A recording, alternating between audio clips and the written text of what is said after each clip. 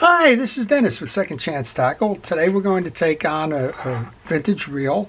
This is the Heddon 220R, and I know I did one quite some time ago on the 260, but I haven't done the 220, and probably doesn't hurt to refresh what I've done in the past anyway.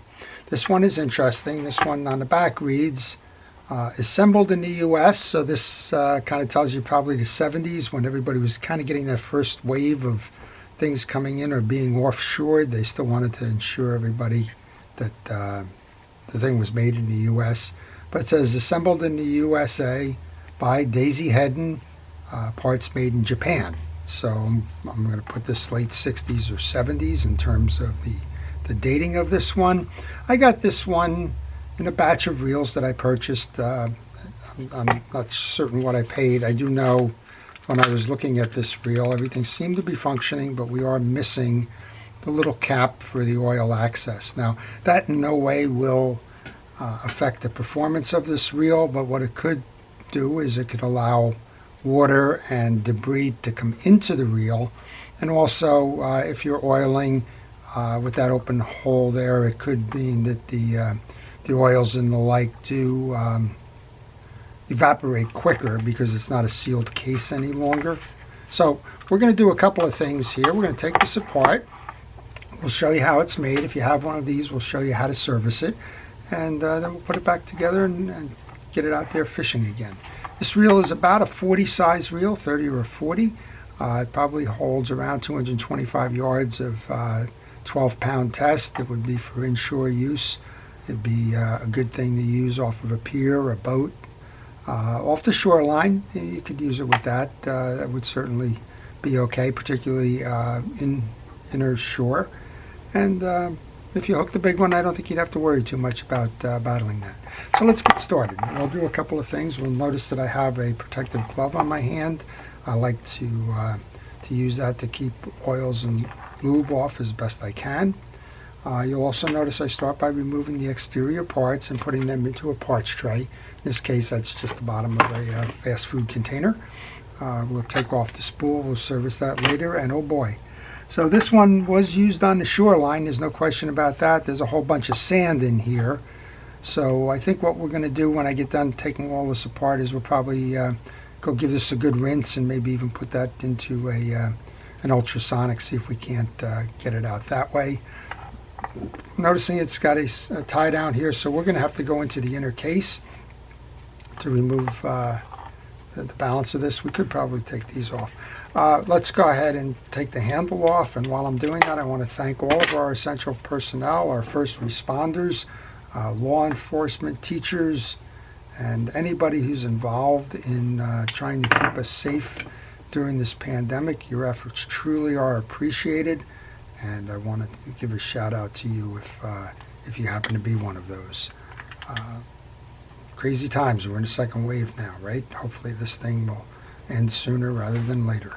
Okay, I'm going to remove the 3 case screws so that I can get up top there and remove that axle shaft. I'm laying these on the desk because I want to make sure that all of these screws are the same size, and they are. They also appear to be stainless, which is nice. They haven't rusted, and they are machine screws. They're not the plastic case kind of screws. Looks like we have a fairly simple, straightforward design here with a lot of dried grease in it. And interestingly, when I was testing it, there was no indication that this reel had bogged down because of the dried grease. So you know, it's a matter of cleaning it up and also getting rid of that sand and debris. So I noticed a couple of things on here that would not make this reel collectible. You are missing that piece first and foremost. That would have the biggest impact on it. If you were in the process of collecting this reel, you would want to make sure that you found the replacement cap and that it was the appropriate cap for that. There's a little washer that came off that screw there. So I'm going to keep those together. When I remove the screw from the crosswind block, I should be able to pull that axle shaft up, which I was. It's got a lot of junk on it. I'm just going to wipe that off right now. And most of the maintenance on a lot of these things is not replacing broken parts. it's more about examining the reel, making sure that all the pieces and parts are okay. If there is wear, then you're going to have to go replace them. And it also is about cleaning it up. Just dirt is the enemy of the fishing reels, and in this case there's a lot of dirt on here. So we have two things. We have a little brass kind of grommet here that rides on the stud of that main gear. Don't lose that. And then we will we'll get the grease and junk off of that. I'm going to put that in the parts tray as well. Okay, with that out, we can remove that top. You can see the sand is just kind of just falling out here. Some of it is stuck. That should be a 14 millimeter nut. I'm going to use a deep ratchet to get over the hump on the rotor cup here. We'll try it in the reverse motion first. That doesn't seem to do it. I'll try it in the, and it seems to be a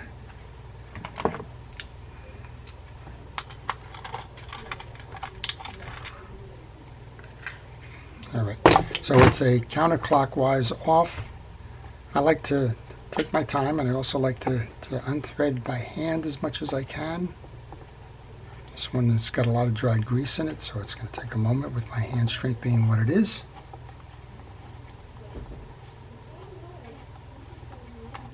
Okay, and before you go too far, I would recommend that you take pictures. Those pictures are going to help you identify the positioning of things. Like, for example, if this spring pops off, if I do a ultrasonic cleaning and that spring pops off, I want to know that it rests against the side of the rotor cup. And you want to make sure that you have the orientations right on trip levers and things like that if you go further and take those off. We'll have to see how good the sand cleans up. If it cleans up okay, that's fine. We may have to remove this to get some of that sand underneath. All right, so with that, we should be able to push this.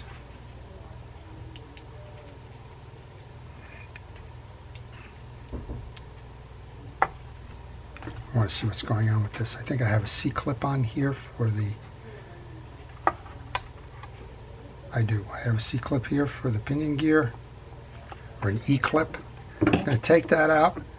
Anytime you're working with an old reel like this, make sure that you go easy so that you don't lose things, because clips like that are hard to find. Now we should be able to pull up on that. That removes the shaft. And we should be able to pull down on this, which is the gear. I'm going to put that gear right back on that shaft just so I don't lose it and I don't lose the orientation on that gear as well. Then we should be able to push the main gear out, push and pull, and that's it. That's your disassembly. So I'm going to turn this off now. I'm going to go ahead and first I'm going to rinse that with a hard spray of water, and then if that doesn't work, we'll come back and do the ultrasonic on that, and then I'm going to clean the excess grease from the case. Okay, so I'm back from cleanup. I'm happy with the results. We did a little bit of a flushing first with just a heavy jet of water, and a little bit of the ultrasonic, and just finished it off with wiping it down with a paper towel and some penetrating oil just to make sure everything flexes nicely. I was able to remove the debris under the trip lever. Everything seems to be ready to go. The case cleaned up nicely. I've oiled the trip lever just to make sure that it functions. And when you go to reinstall, you want to make sure that the trip lever is pushed to the off position. I've cleaned up the main gear. The main gear seems to be almost some kind of a steel or something, but with a plating on it, and most of the plating is worn off. So I don't know exactly what this is, but you can see that we clearly have a silverish metal underneath and a bronze kind of a plating above it, and then on the contact points it's certainly worn. So I'm not sure what that is, but that's okay.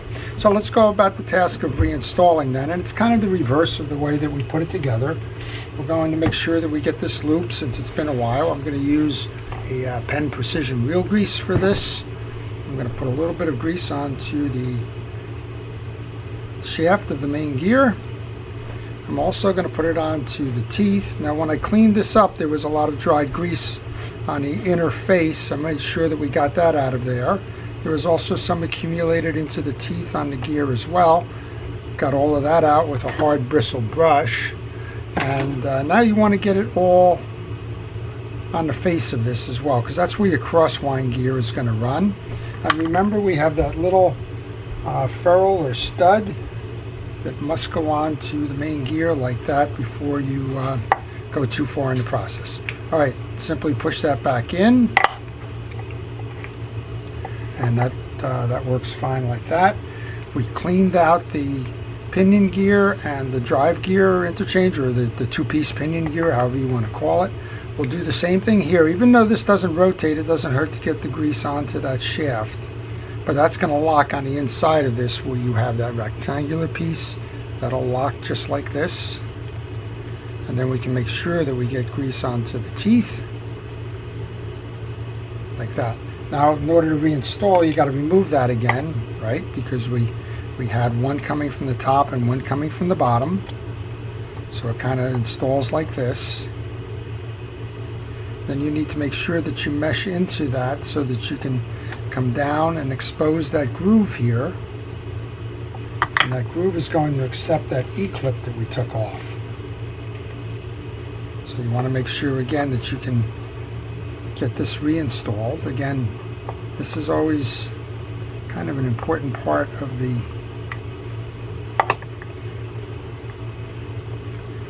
exercise here, because if you lose these pieces, you can't rebuild the reel. Okay, and sometimes you can do it by hand pressure. Oh, I was lucky you can. And so you can see how that sits now, and you should be fine with that as this turns. You could actually give it a turn, make sure that it's all working properly, which it is. Looks like there's a little bit of something here. Okay, that'll take care of that.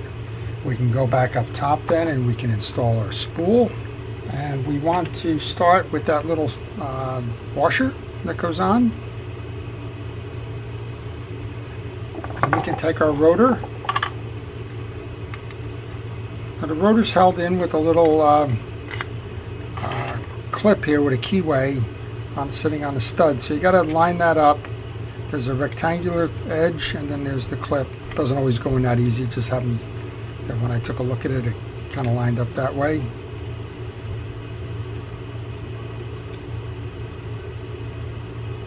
And then just start this by hand. You'll notice I'm just kind of feeling for it at the moment, because you don't want to cross strip this. If you cross strip this again, you're out of luck in terms of finding replacement parts. So just take your time.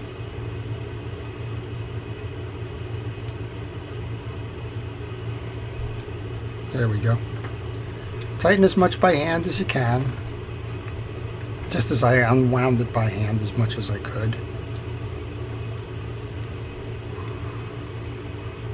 And then just for the last little piece, use your ratchet or your deep socket or whatever tool of convenience works for you.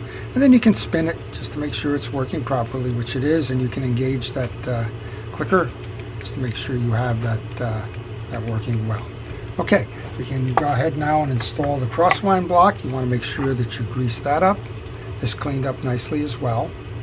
Get some into the slot there. Turn it around now, and you'll remember, you should remember that the tag end went down on this. If you don't remember that, go back to the pictures that you took. Very important that you get the orientation on this correct. Okay, then our axle shaft, we took that off. We wiped it off when we first took this out. I noticed there's just a little bit of something underneath that click ratchet, so let's get that off. And just a very light coat of grease on this, because anything more than that will scrape off as you go through the top end here. So let's go ahead and install that. And this has one of those through pins or screws, so just find the hole. And find your hole in the shaft, bring it down to where it comes through and lines up with that hole in the crosswind block. And then get the long screw, and remember we had that little washer. little lock washer goes on there. We can tighten that down. And then with just a case and a little bit of a take a look at the top end of this thing in terms of the drag washers, and we'll be done. All right, the case plate goes on. At this point, you can put the handle on if you like. Give it a spin, make sure everything's done before you close it up completely.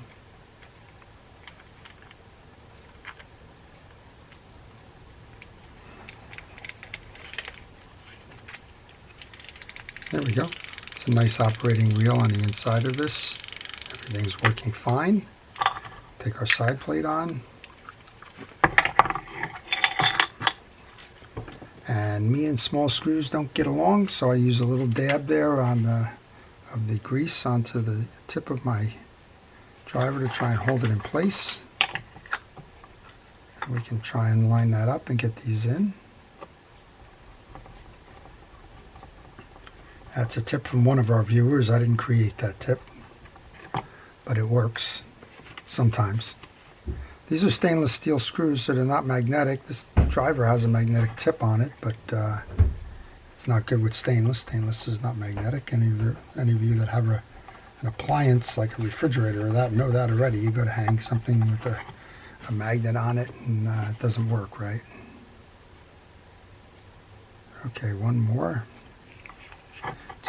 I leave them short until I get it because I want to have some adjustment in the side tray. Then I tighten them down. Sometimes you can over tighten one of the screws and find that the hole is off a little bit and you can't put it back. And this one's still not tight there. There we go. All right, that's the bottom end of the reel. Nice operator. And we'll take this off. So this says it's made by Daisy Heddon. I'm assuming Daisy is the BB gun manufacturer.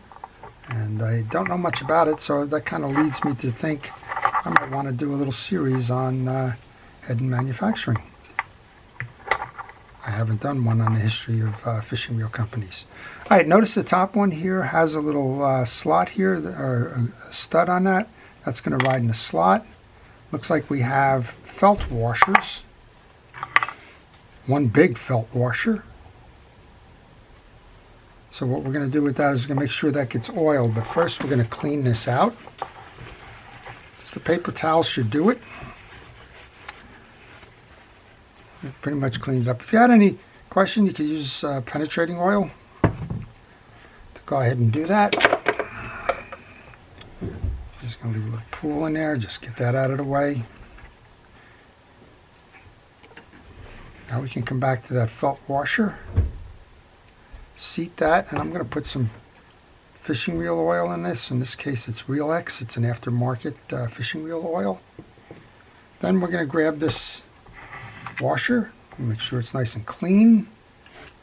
Put the washer in with the stud, and then we can put this little hold down clip. Now that hold down clip, there's a groove here that my pick is riding in. That's what this is going to seat in.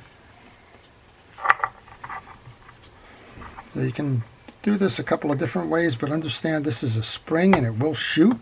So please be careful with it. Do what I'm doing here, kind of hold it down with your hand until you've got this thing properly seated, which it's done there. Look for the groove in the axle shaft. That would be this right here. Find the point and make sure that it rides in that groove. You won't get this on unless that's unless it's done that way.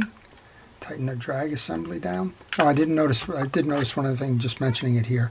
That pipe cleaner, kind of a friction rub on the spool, is gone here. So again, from a collectible standpoint, you would take points off, or you would want to change out your spool if you were making this a collectible reel. This reel, again, because we're missing that oil cap below, we've got scarring here. Your badging is not particularly sharp. So this one's better done for fishing. Looks like my handle's loose here. Let's tighten the handle up. Check that drag. That drag is nice and tight. Put a little bit of oil onto your bail release. Now you don't have to take the bail off. In this case, this side is just a holder. There's no moving part there. But you don't need to remove that bail spring unless that bail is not firing. I already oiled this from underneath when we were cleaning that up with the sand. So there you go. This is a beautiful little reel. It's the Heddon 220R circa 1960s, 70s. This one's ready to go fishing again. So I hope you've enjoyed that. If you did, please like it. If you have questions on this reel or any reel in particular, please leave it in the comment section. I do try to reply to all questions. And again, if you would like to see more of these, please subscribe and hit that notifications button so that you don't miss any of my posts. I cover a wide range of reels: spinning, bait casting, round bait casters, saltwater reels, lever drags, star drags, all kinds of reels. I don't think you want to miss them if you're interested in the mechanics of reels or how they work, or if you have a particular reel that you're trying to have serviced and just need a little guidance on. So finally, that leads me to my last part. I do repair reels by mail. If you are interested, please contact me on the email on the business card that follows, and I'll be happy to provide you with that information. So this is Dennis with Second Chance Tackle. Have a great day.